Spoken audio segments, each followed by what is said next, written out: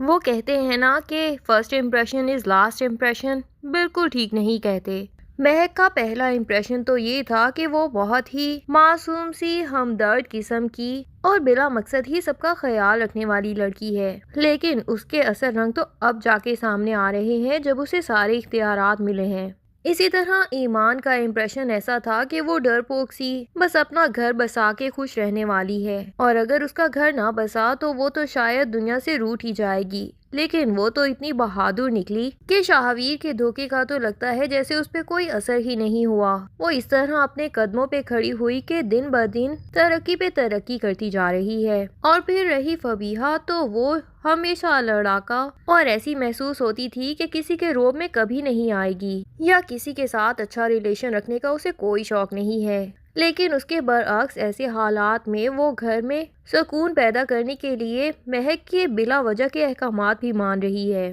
اور یہاں تک کہ وہ کھانا بھی بنانا سیکھ رہی ہے جو اس نے زندگی میں کبھی نہیں بنایا تھا۔ ایمان سے کھانا بنانا سیکھ کے بہت ہی مزے کی چکن کڑھائی بنا دیتی ہے، لیکن پھر کہتے ہیں نا کہ عادتیں کبھی بدل نہیں سکتی۔ اب فبیہا جو کہ امیر ماں باپ کی اکلوتی بیٹی تھی، اسے بلا وجہ کا کسی کا روب تو پسند ہی نہیں ہے، اور ناجائز بات پہ فوراً وہ بول پڑتی ہے۔ اسی لیے مہک بھابھی کے خلاف بھی سب سے پہلے وہی آواز اٹھانے والی ہے اور اپنے سسر کے سامنے بغاوت کر دے گی کہ ہمیں آپ کا یہ فیصلہ بالکل منظور نہیں ہے جو آپ نے سارے اختیارات مہک بھابھی کے ذمہ ڈال دیے ہیں۔ مہک بھی تو اختیارات ملنے کے بعد اتنی اوور ہو جاتی ہے کہ اس کی ماں جب گھر آتی ہے تو ماں کے ساتھ گپے لگانے کے لیے مصروف ہو جاتی ہے، اور بیٹھے بیٹھے فبیہا کو ہی کہہ دیتی ہے کہ میری امی کے لیے ایک گلاس پانی لے آنا۔ فبیہا وہاں تو پانی لے آتی ہے، لیکن بعد میں المیر اور آصف صاحب کے سامنے صاف صاف بغاوت کرے گی کہ کس طرح مہک نے مجھے اپنی نوکرانی سمجھ لیا ہے، میں اس سے زیادہ اچھی فیملی کی لڑکی ہوں، تو اس کا یہ بالکل حق نہیں بنتا کہ وہ مجھ پہ اس طرح روب جھاڑنے کی کوشش کرے۔ اور ایون اگلے دن المیر جب آفس جانے کے لیے تیار ہونے لگا ہوتا ہے تو فبیہا سے پوچھتا ہے کہ میرے جوتے کہاں رکھے ہیں۔ فبیہا اسے بھی تنزیاً کہتی ہے کہ یہ تو مہک بھابھی کو ہی پتا ہوگا۔ اب المیر کو سمجھ نہیں آتی کہ ایسا کیا کہ میرے جوتوں کے بارے میں مہک کو ہی پتا ہوگا، تو فبیہا صاف صاف بول دیتی ہے کہ مہک بھابھی کو تو گھر کی ہر بات پتا ہوتی ہے نا، کس کی زندگی میں کیا مسائل ہیں، کیا چل رہا ہے اور کیسے اس کے مسائل سالو کرنے ہیں، یہ سب کچھ وہ سمجھتی ہیں کہ وہی جانتی ہیں، اور پھر سب کی زندگیوں میں اپنے فیصلے زبردستی مسلط کرنا چاہتی ہیں۔ المیر کہہ دیتا ہے کہ فی الحال تو مجھے جلدی شاپ پہ جانا ہے، لیکن شام کو آ کے میں لازمی آریان بھائی سے اس بات کے بارے میں ڈسکس کروں گا کہ وہ مہک بھابھی کو اپنے لمٹس میں رہنا سکھائیں۔ دوسری طرف ایمان اور شاہویر کے بہت زیادہ پرسنل مسائل کے اندر بھی مہک اپنی دخل اندازی کرنا اور اپنی ٹانگ گھسانا اپنا فرض سمجھ لیتی ہے۔ ایمان کی جاب سے تو وہ ویسے ہی جیلس ہوتی ہے، اور اب پھر جیسے ایمان کی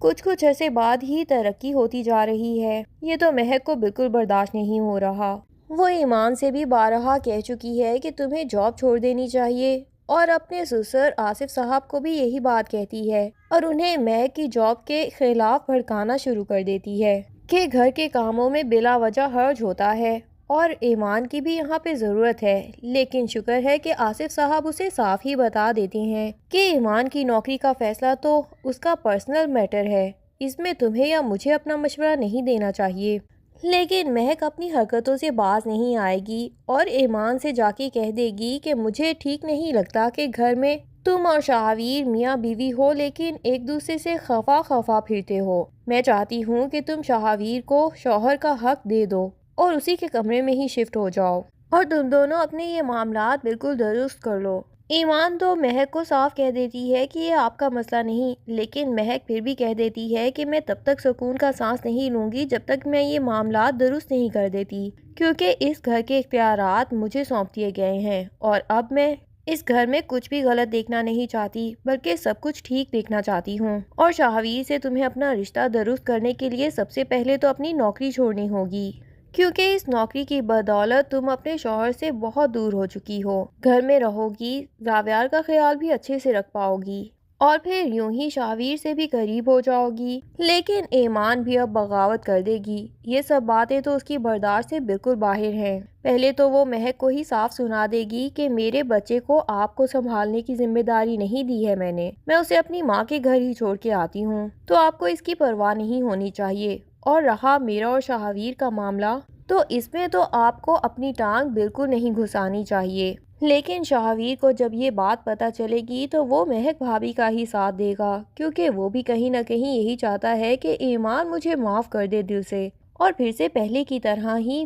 میرا سارا خیال رکھنے لگ جائے اور مجھ سے محبت بھی کرنے لگ جائے اور سب کچھ بھول جائے، جیسے ماہنور کا چیپٹر تو زندگی میں آیا ہی نہیں۔ بہرحال شاہویر کو اپنی غلطیوں پہ دل سے شرمندگی تو ہے، لیکن اس کا مطلب یہ ہرگز نہیں کہ ایمان سے وہ اب جو بھی ایکسپیکٹ کر رہا ہے وہ بھی اس کی ایکسپیکٹیشنز پہ بالکل پوری اتر جائے، کیونکہ خود تو وہ ایمان کی ایکسپیکٹیشنز پہ آج تک پورا نہیں اتر پایا۔ تو ایمان اسے معاف کرتی ہے نہیں کرتی، یا اگر کرتی بھی ہے تو کتنا دیر سے جا کے کرتی ہے، یہ سارے فیصلے ایمان کے ہی ہونے چاہیے۔ بہرحال شاہویر آصف صاحب سے کہتا ہے کہ میں نے ماضی میں بہت غلط فیصلے لیے ہیں، سب سے غلط تو کاروبار کے فیصلے ہیں، اور بہت نقصان جھیلا ہے۔ آصف صاحب بھی کہہ دیتے ہیں کہ یہ تو بہت اچھی بات ہے کہ انسان کو اپنی خامیوں کا خود ہی پتہ چل جائے، اور اب سے دیکھنا تمہاری کامیابی کا بھی آغاز ہو جائے گا۔ خیر، اب جس معاملے کا سب سے زیادہ انتظار ہے وہ تو ہے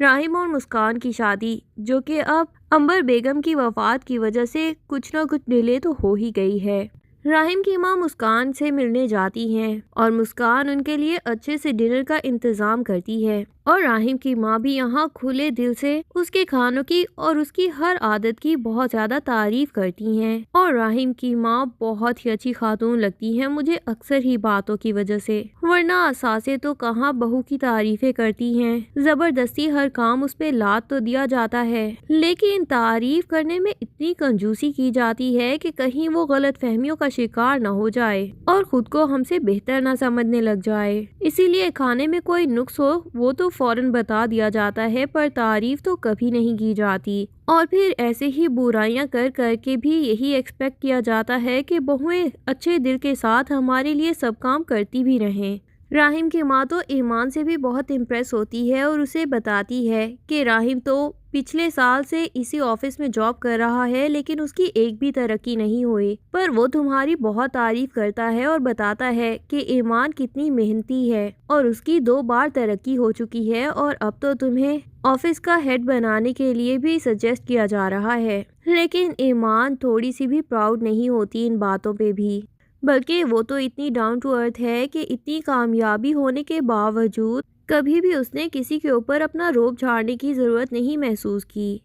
فبیہہ کی والدہ کی طبیعت بھی اب کچھ بہتر ہوتی جا رہی ہے، اور اب تو وہ علاج کے لیے امریکہ جا رہی ہیں۔ ہوپ فلی جب وہ امریکہ سے واپس آئیں گی کچھ عرصے بعد تو ان کی یہ بیماری بالکل جڑ سے ختم ہو چکی ہوگی۔ لیکن فبیہہ جو کہ مہک بھابھی سے بہت زیادہ تنگ ہے، تو سمجھ نہیں آتی کہ جو پہلے اپنی ماں کے گھر ہی جا کے بیٹھی رہتی تھی، تو اب اس کی ماں کا گھر ویسے بھی فارغ ہے، تو وہ مہک بھابھی کے یہ روب جھیل کیوں رہی ہے؟ وہ چپ چاپ المیر کو اپنے والدین کے گھر لے جا کے وہیں سکون سے کیوں نہیں رہنا شروع کر دیتی؟ وہاں تو اس کے والدین کے ڈھیروں ڈھیر نوکر بھی ہیں۔ تو فبیہہ مہک جیسی لڑکیوں کا روب ایک دو دن کے لیے بھی آخر کیوں جھیل رہی ہے؟ خیر، بہت جلد تو یقیناً فبیہہ یہی کرنے والی ہے، اور شاید مہک چاہتی بھی یہی ہے کہ اس گھر سے سب لوگ نکل جائیں تاکہ وہ اس گھر میں اکیلی رہ جائے اور اس گھر کی مالکن بن جائے۔ کیا مہک کا یہ خواب کبھی پورا ہو بھی پائے گا یا صرف اس کا خواب ہی رہ جائے گا؟ یہ تو ہم آنے والی چند ایپیسوڈز میں ہی دیکھیں گے۔